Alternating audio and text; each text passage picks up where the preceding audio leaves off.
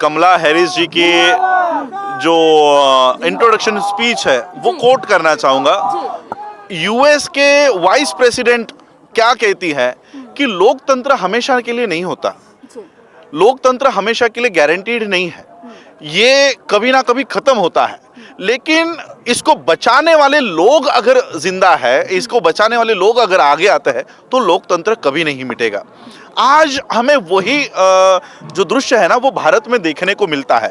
एक तरफ ऐसे लोग भारत में सत्ता में आ गए हैं जिन्हें लोकतंत्र से नफरत है।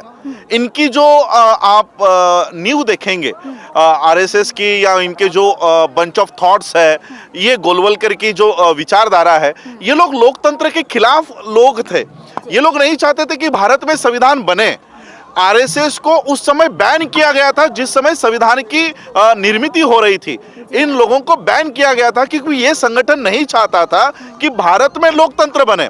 इनका ये कहना था कि अगर पाकिस्तान ये इस्लामिक स्टेट है तो भारत हिंदू स्टेट डिक्लेयर करो, इसको लोकतंत्र देने की जरूरत क्या है। इसलिए आरएसएस 1950 से लेकर 1946 से लेकर जब संविधान सभा की गठन हुआ था उस समय से लोकतंत्र का विरोध कर रहे थे। और अब ऐसे लोगों के हाथों में सत्ता दे दी गई है। पहली टर्म इन्होंने हिंदू राष्ट्र की संकल्पना हो, लोकतंत्र को हटाने की कोशिश की और अब ये आक्रामक तरीके से लोकतंत्र को हटाना चाहते हैं। लेकिन जब देश के लोगों को यह पता चला कि ये लोकतंत्र को हटाने, ये किसान बिल लाकर किसानों की जमीन छीनने का कानून नहीं है, ये पूरे देश का लोकतंत्र हटाने का कानून यहाँ पर चल रहा है। और इसलिए कमला हैरिस का मैं ये कोटेशन या स्पीच यहाँ पर इसलिए कोट कर रहा हूँ क्योंकि अब देश में लोकतंत्र को बचाने वाले लोग तैयार हो गए हैं।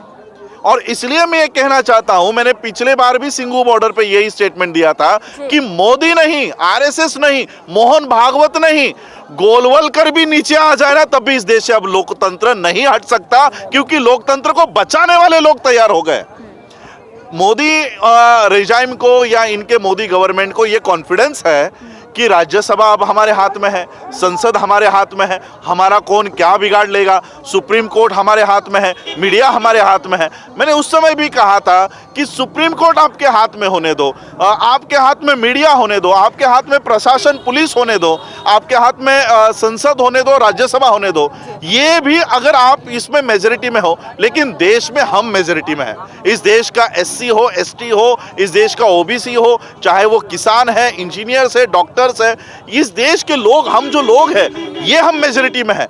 आप लोग वहां पर कानून बना तो दोगे, लागू हम लोगों को देश में करना है, हम लोग वो लागू नहीं होने देंगे। और इसलिए आज देश के लोग, ये सिर्फ किसानों का आंदोलन नहीं है, देश के लोग, सभी लोग शामिल है इसमें। मुस्लिम भी मुझे दिखाई दे रहे हैं, इसमें बौद्धों के स्टेज यहाँ पर दिखाई दे रहे हैं, बौद्धों के टेंट्स यहाँ दिखाई दे रहे हैं। और इसलिए ये एक देश का आंदोलन, अब ये मास मूवमेंट बन गया है। और मुझे तो लगता है कि ये 1950 में जो आज़ादी हम लोगों को मिली, ये हम लोगों को नहीं, ये देश को आज़ाद कर दिया गया। 1947 में जब ब्रिटिशर्स चले गए तब उन्होंने ये देश पूंजीपतियों को सौंप दिया और वो चले गए। लेकिन आज मुझे लगता है कि आज फिर से एक आज़ादी का आंदोलन छिड़ गया है और ये देश के आज़ादी का नहीं, देश के लोगों के आज़ादी का आंदोलन है। यहाँ पर देश के लोग आज़ाद होंगे, इस तरह का एक मुझे आंदोलन दिखाई कि लोग, किसान कह रहा है कि हमें ये कानून नहीं चाहिए। ऐसे हालत में संसद कानून थोप कैसे सकती है? और ये ना ही सिर्फ किसानों के हक और अधिकार का मामला है, ये ह्यूमन राइट्स का इशू है कि जब आप हमारे बिना पूछे हुए हमारी जमीनों को सीधा सीधा अडानी अंबानी के हाथों में सौंप रहे हो। एक तरह से इस देश का जो किसान है वो अपने ही जमीन पर ये लेबर बन के रह जाएगा, कॉन्ट्रैक्ट लेबर बन के रह जाएगा। यानी आप हमको ऑर्डर दोगे कि आपके जमीन पर क्या आप उसकी खेती करने वाले हो। इनके पास पहले से ही एकर्स में, हम लोगों ने खुद देखे हुए हैं कि एकर्स में टाटा के वेयर हाउसेस बनने शुरू हो गए, रिलायंस के कोल्ड स्टोरेज बनने शुरू हो गए, जो एक आम किसान नहीं अफोर्ड कर पाएगा और वो मजबूर हो जाएगा कि वो अपने जो उपज है वो इन लोगों को वो बेचेगा नहीं, वो सरेंडर करेगा। तो ये सरेंडर करने की एक बहुत बड़ी साजिश यहाँ पर चल रही है। राजेश सिंह जी, आज आप यहाँ 26 तारीख के परेड में शामिल होने के लिए आए हैं। 26 तारीख के परेड पर हम आपसे बात करना चाहते हैं। जिस तरह से रोकने की कोशिश की गई, अभी भी यूपी में सरकारें ये कहती हैं कि डीजल मत दीजिए, तो ये कहीं ना कहीं एक तानाशाही रवैया जो देखने को मिल रहा है, वो क्यों नजर ये देखिए, ये सरकार अभी बौखला गई है। ये डर गए हैं कि इतनी बड़ी ताकत, पहले तो उन्हें लगा ये आंदोलन कोई बड़ा नहीं होगा, ये आंदोलन में लोग शामिल नहीं होंगे, लेकिन जब ये ऐसी तुच्छ हरकतें कौन करता है जिसे पता है कि हम हार रहे हैं। मोदी को अब पता चल चुका है कि हम हार रहे हैं, हम ज्यादा देर इनसे टकराव नहीं कर पाएंगे, तब ये इस तरह के निचली हरकतों पे उतर आए हैं कि डीजल नहीं देंगे, इन लोगों को परमिशंस नहीं देंगे, रास्तों के ऊपर चलने की परमिशंस नहीं देंगे। ये कहीं ना कहीं हमारे फंडामेंटल राइट्स को भी छीनने का काम यहाँ पर चल रहा है। लेकिन मैं अब देख रहा हूँ किसानों को कि अगर आप डीजल नहीं दे रहे हो तो एक ट्रैक्टर को 10 ट्रैक्टर बांध कर वो लोग लेकर आ रहे हैं। इतनी बड़ा बदलाव हमको देखने को मिल रहा है। डीजल नहीं दोगे, चलने की परमिशन नहीं दोगे, कितना आप लोग ये हमारे लिए रास्तों में संकट निर्माण करोगे। अब मैं दिन भर से किसानों के अलग अलग टेंट्स में जा रहा हूँ, उनके साथ बैठ रहा हूँ, उनकी बातें आज देखिए 8 डिग्री सेल्सियस में हम लोग यहाँ पर हैं, लेकिन किसान अभी नियोजन कर रहा है कूलर्स का। इतने ठंडियों में वो कूलर को लाने की अभी ये नियोजन कर रहा है। यानी आज 25 जनवरी को यहाँ का किसान मई महीने की तैयारी कर रहा है।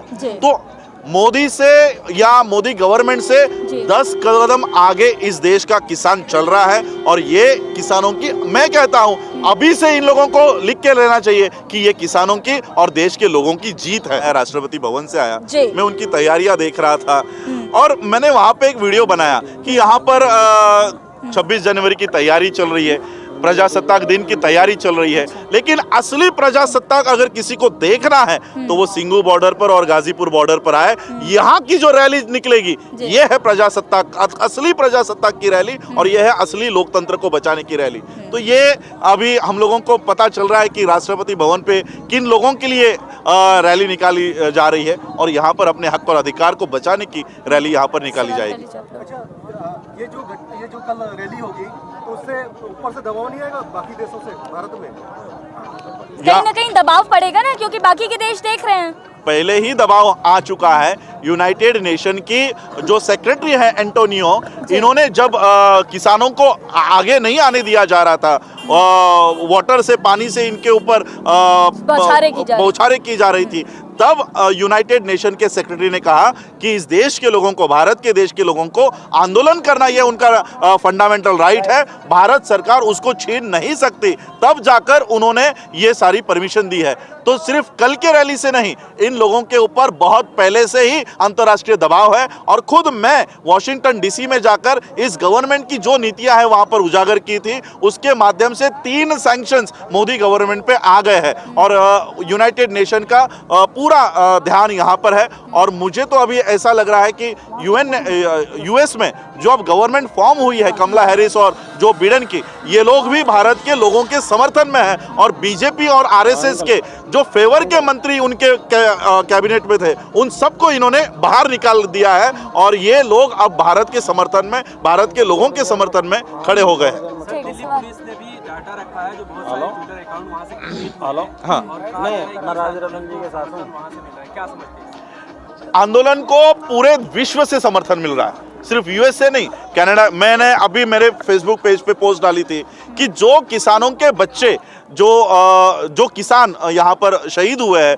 उनके बच्चों को फ्री में एजुकेशन ऑस्ट्रेलिया में दिया जाएगा। तो सिर्फ यूएस नहीं, सभी विश्व इंसानियत के लिए वो आगे आ रहे हैं, इंसानियत के लिए वो खड़े रह रहे हैं। इसका मतलब ये नहीं है कि अगर यहाँ का आंदोलन अगर यूएस के लोग सपोर्ट कर रहे हैं, कनाडा के लोग सपोर्ट कर रहे हैं, तो हम एंटी इंडियंस है या एंटी देशद्रोही है। 308 पाकिस्तान के अकाउंट से ट्विटर के 300, तो वो ट्विटर हैंडल, वो ट्विटर देख लेगा। यहाँ का जो वर्ग है, यहाँ का किसान है, ये इस देश के मिट्टी का किसान है, इस देश के मिट्टी का रक्षा करने के लिए यहाँ पर आया हुआ है। सर, इतने सारे लोग परेड में शामिल होंगे, दिल्ली कूच करेंगे, तो व्यवस्था पर बहुत दुर्घटना हो जाती है तो जिम्मेदारी कौन लेगा? देखिए, ये देश के लोगों का आंदोलन है और जब मैं यहाँ पर मैं घूम रहा हूँ, इतने दिनों से ये आंदोलन चल रहा है। ठंड में, बारिश में यहाँ पर आंदोलन हुआ है, बारिश में तक लोग बैठे हुए थे। इसकी कोई सभी लोग जिम्मेदार है, सभी लोग अपनी जिम्मेदारी खुद ले रहे हैं। ये एक परिवार के माध्यम से मैं यहाँ देख रहा हूँ कि मैं जब यहाँ से घूमता हूँ, इतनी भीड़ में घूमता हूँ, मेरे बाल को तक कोई धक्का नहीं देता। लेकिन यहाँ पर बीजेपी के लोग यहाँ पर आकर पाकिस्तान जिंदाबाद का नारा लगाते हैं, गोलियां शूटर्स यहाँ पर भेजे जाते हैं। तो अगर यहाँ इस आंदोलन में कोई गड़बड़ी होती है तो ये पूरी जिम्मेदारी आरएसएस की है, बीजेपी की है, क्योंकि वही वो लोग हैं जो शाहीन बाग में फायरिंग करते हैं और वही लोग हैं जो यहाँ पर भेजे जाते हैं।